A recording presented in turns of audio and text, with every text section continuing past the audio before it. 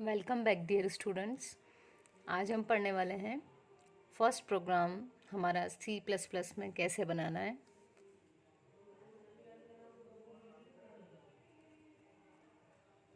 Writing a programme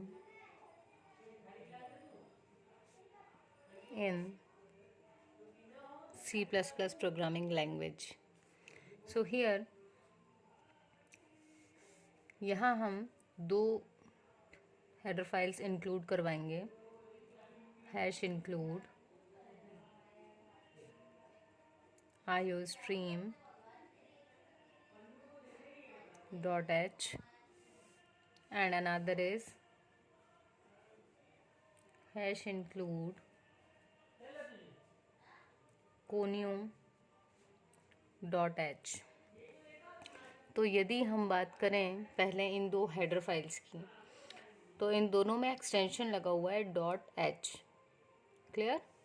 iostream.h, another is conio.h। तो .h ये denote करता है कि ये हेडर फाइल्स हैं और इनको हमेशा आप जो भी प्रोग्राम कोड नीचे लिखने वाले हैं उससे पहले इनको लिखना है। ठीक है।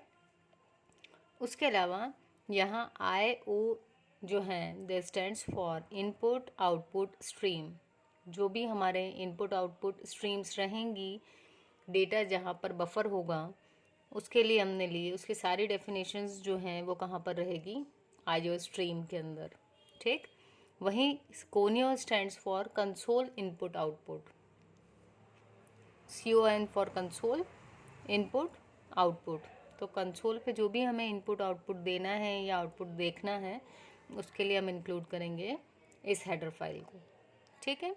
और ये हैश डिनोट करता है कि ये प्री प्रोसेसर डायरेक्टिव्स हैं। इसका मतलब जब हम कंपाइल करेंगे अपने प्रोग्राम को तो एग्जीक्यूशन से पहले ये जो सिंगल लाइन है, ये वाली फाइल है, उसमें जितना कंटेंट लिखा हुआ है उस सब वो सारा सब इस लाइन को रिप्लेस कर देगा। एंड वैसे ही जो conio.h वाली हेडर फाइल है वो पूरी फाइल इस वाली लाइन को रिप्लेस कर देगी।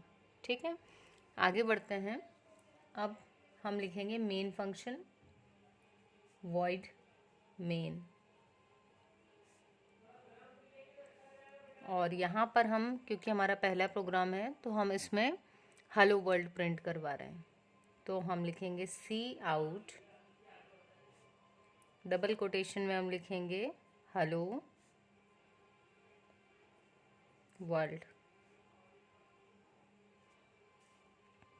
और लास्ट में हम लिख देंगे get ch, एंड यहाँ पर हमारा प्रोग्राम हम बंद कर रहे हैं। तो अब अगर फिर से हम देखें तो यहाँ लिखा है हमने void main।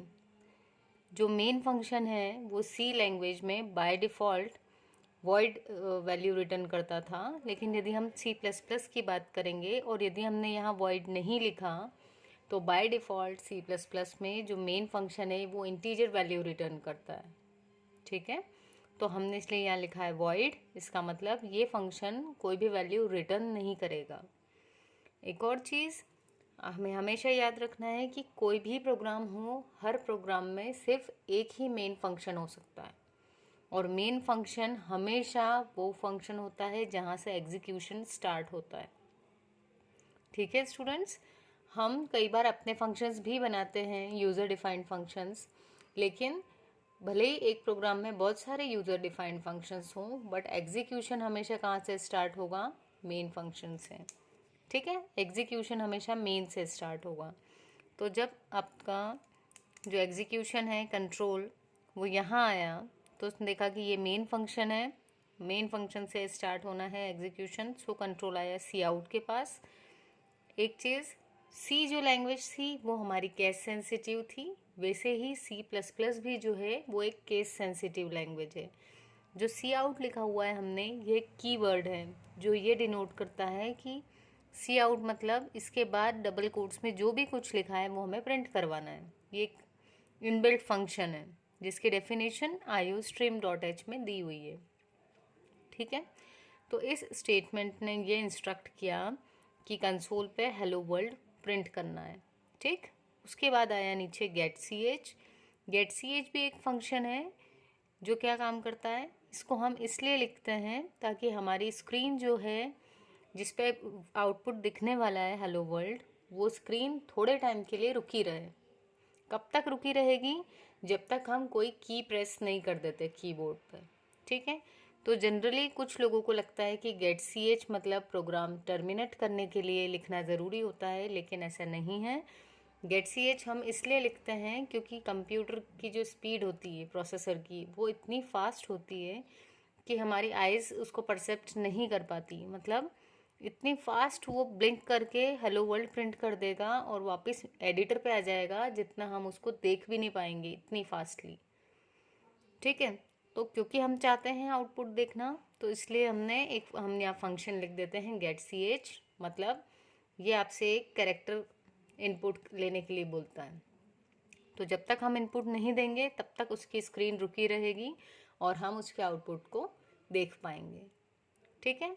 तो ये था हमारा C++ का पहला प्रोग्राम। और एक चीज़ आपको याद रखनी है कि कभी भी आप C++ में प्रोग्राम लिख रहे हैं तो save it with .cpp extension. तो आपको इसको सेव कैसे करना है? आपका प्रोग्राम का नाम जो भी रखना है, प्रोग्राम नेम .cpp, क्लियर। तो ये था हमारा पहला प्रोग्राम।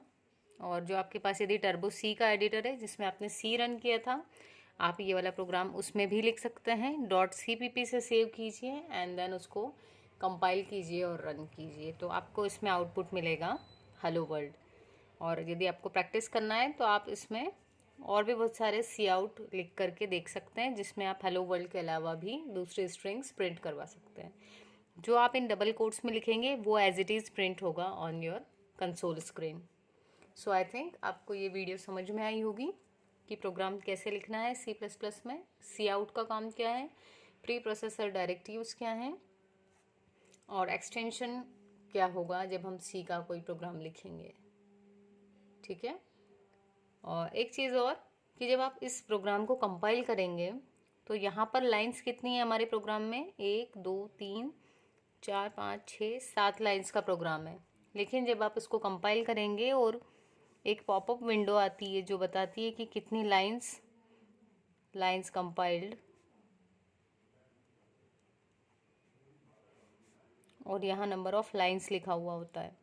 और वैसे ही एरर्स भी आता है नीचे लिखा हुआ, और यदि कोई एरर्स हैं तो वो अदरवाइज 0 आता है। तो आप लाइंस कंपाइल्ड में देखिएगा, थाउजेंड्स में होंगे ये लाइंस, इट मे बी 1031 या इससे ज़्यादा। तो ऐसा क्यों? हमने लाइंस ऑफ कोड तो सिर्फ 7 लिखी थी, लेकिन हमारी जो लाइंस कंपाइल्ड हुई हैं वो 7 से तो कई गुना ज़्यादा हैं। तो ऐसा क्यों हुआ? क्योंकि ये जो हमारी हेडर फाइल्स थी जिनको हमने इंक्लूड किया, वो फाइल्स भी पूरी की पूरी उठकर यहाँ पर आई हैं एज इट इज़, एंड उनकी भी जितने स्टेटमेंट लिखे थे वो सारे कंपाइल हुए हैं। इस कारण से लिखा भला ही हमने 7 लाइंस हैं, लेकिन थाउजेंड्स में हमारी जो लाइंस हैं वो कंपाइल होंगी। तो ये आप ज़रूर चेक कीजिएगा जब भी आप प्रोग्राम को एग्जीक्यूट करें कि क्या आपकी लाइंस कंपाइल्ड में 7 से ज़्यादा वैल्यू आई या नहीं। तो अगर आपको वीडियो पसंद आए तो इसको ज़रूर लाइक कीजिएगा एंड चैनल को सब्सक्राइब कीजिए और फ्रेंड्स के साथ शेयर ज़रूर कीजिए। Thank you.